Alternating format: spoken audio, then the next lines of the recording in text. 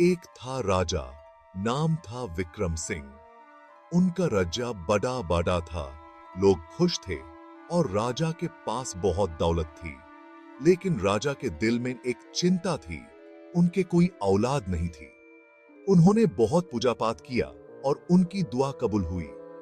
रानी ने एक सुंदर बच्चे को जन्म दिया, नाम रखा गया आदित्य। आदित्य छोटा ही था जब से, बहुत होशियार और दयालु था। राजा अपने बेटे से बहुत प्यार करते थे और उसे बेस्ट एजुकेशन दी।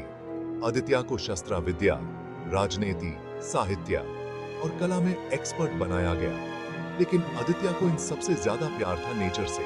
वो जंगल में घूमता रहता, जानवरों के साथ खेलता। राजा और रानी ये देखकर बहुत खुश होते थे। उन्हें विश्वास था कि आदित्य एक दिन उनका योग्य उत्तराधिकारी बनेगा। वक्त के साथ साथ आदित्य बड़ा होने लगा। राजा विक्रम ने बेस्ट टीचर्स को आदित्य की पढ़ाई के लिए रखा। उन्होंने आदित्य को वेद, पुराण, इतिहास, नीति शास्त्र सब कुछ सिखाया। आदित्य इंटेलिजेंट था और जल्दी ही सब में एक्सपर्ट हो गया। लेकिन आदित्य को बुक से ज्यादा प्रैक्टिकल नॉलेज पसंद था। यूज अपने प्रजा के बारे में जानना, उनके दुख सुख समझना ज्यादा अच्छा लगता था। वो अक्सर भेष बदल कर शहर और गांव में घूमता और लोगों से बात करता। एक दिन आदित्य जंगल में शिकार खेलने गया था। थक कर वो एक पेड़ के नीचे आराम करने लगा। तभी उसकी नजर एक बूढ़े पनिहारी पे पड़ी।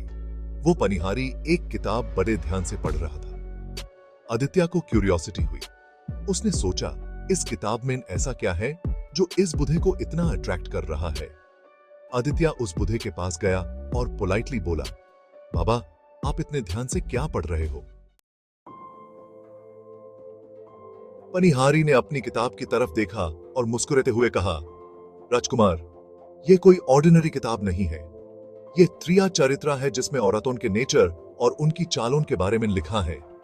आदित्य को यह बात स्ट्रेंज लगी। उसने कभी ऐसी किताब के बारे में नहीं सुना था। उसने पनिहारी से रिक्वेस्ट की कि वो यूज भी ये किताब पढ़ाए।